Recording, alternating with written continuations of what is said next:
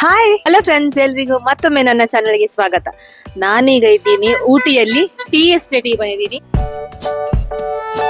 ನೋಡಿ, ಇದು tea estate ಎಷ್ಟು ಚೆನ್ನಾಗಿದೆ ನೋಡಿ ಇಲ್ಲೆಲ್ಲ. ಸೊ ತುಂಬಾ ಜನ ಇಲ್ಲೇ ಬಂದು ನಿಂತ್ಕೊಂಡು ಫೋಟೋ ಶೂಟ್ ಎಲ್ಲ ಮಾಡ್ತಾ ಇರ್ತಾರೆ ಇಲ್ಲಿ.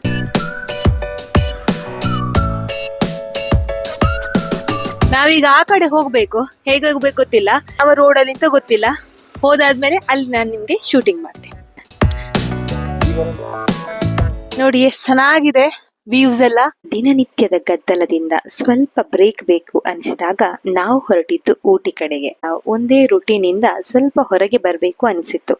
ಹಾಗೆ ಬಹಳ ದಿನಗಳ ನಂತರ ನಾವೆಲ್ಲರೂ ಸೇರಿ ಹೊರಟಂತಹ ಪ್ರಯಾಣ. ತಂಪಾದ ಗಾಳಿ, ಮಧ್ಯೆ ಮಧ್ಯೆ ಮಳೆ ಹನಿ, ಕಿಟಕಿಯ ಹೊರಗೆ ಓಡಿ ಹೋಗುವಂತಹ ಹಸಿರು ದೃಶ್ಯಗಳು. ಊಟಿ ಹತ್ತಿರವಾಗುತ್ತಾ ಹೋದಂತೆ ಪ್ರಕೃತಿ ನಿಧಾನವಾಗಿ ತನ್ನ ಬ್ಯೂಟಿಯನ್ನು ತೋರಿಸುತ್ತಾ ಬಂದಿತ್ತು. ವಿಡಿಯೋ ಶೂಟ್ ಮಾಡುವ ಅಂತ ನಾವು ಬಂದ್ವಿ.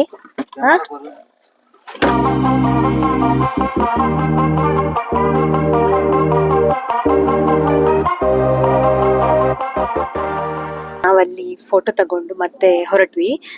ಇಲ್ಲಿ ನೀಲಗಿರಿ ಮರಗಳಿವೆ, ಮಂಜಿನಲ್ಲಿ ಕಾಣಿಸಿಕೊಳ್ಳುವಂತಹ ಬೆಟ್ಟಗಳು, ಎಲ್ಲೇ ನೋಡಿದರೂ ಎಂಡ್ಲೆಸ್ ಗ್ರೀನರಿ.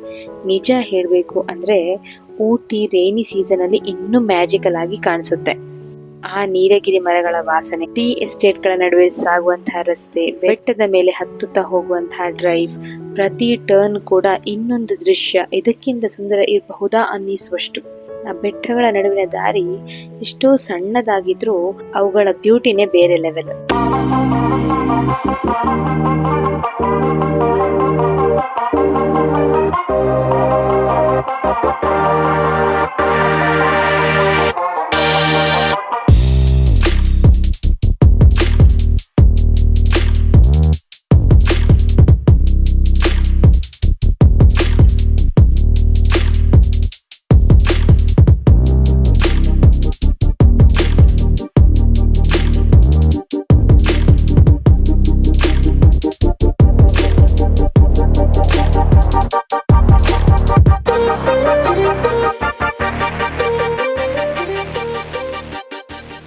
भड़ी भड़ी भड़ी रहा भड़ी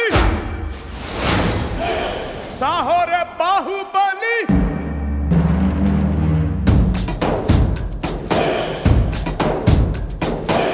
भड़ी भड़ी भड़ी रहा भड़ी साहो रे बाहुबली.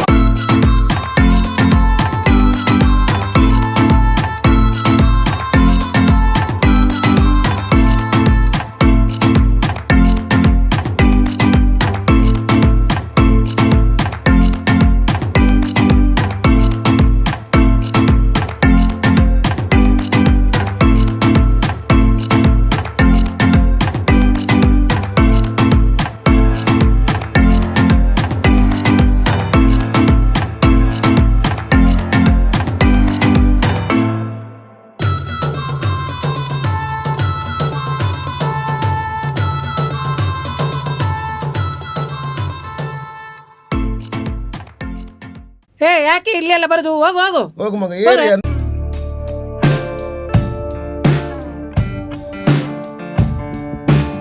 ಇನ್ನು ಚಾಕ್ಲೇಟ್ ಫ್ಯಾಕ್ಟರಿ ವಿಸಿಟ್ ಕೂಡ ತುಂಬಾ ಒಳ್ಳೆ ಎಕ್ಸ್ಪೀರಿಯನ್ಸ್ ಆಗಿತ್ತು. ಚಾಕ್ಲೇಟ್ ಹೇಗೆ ಪ್ರೊಸೆಸ್ ಮಾಡ್ತಾರೆ, ಹೇಗೆ ತಯಾರಾಗುತ್ತದೆ, ಅದನ್ನೆಲ್ಲ ಹತ್ತಿರದಿಂದ ನೋಡಿದ್ದು ತುಂಬಾ ಇಂಟ್ರೆಸ್ಟಿಂಗ್ ಆಗಿತ್ತು.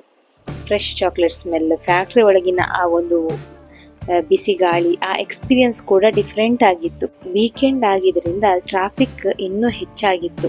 ಕೆಲವು ಕಡೆ ತುಂಬಾ ರಶ್, ವಾಹನಗಳ ಸಾಲು, ಸ್ವಲ್ಪ ಕಷ್ಟ ಅಂತ ಅನಿಸಿತು.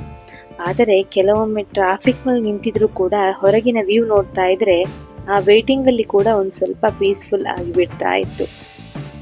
ಆದ್ರೆ ಟೀ ಮಾತ್ರ ಬೇರೆ ಲೆವೆಲಲ್ಲೇ ಇತ್ತು.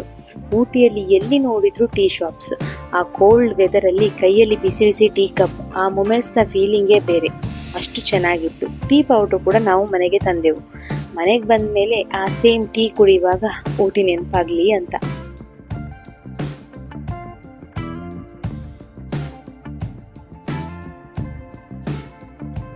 ಬೋಟಿಂಗ್ಗೆ ಅಂತ ಹೋದ್ವಿ.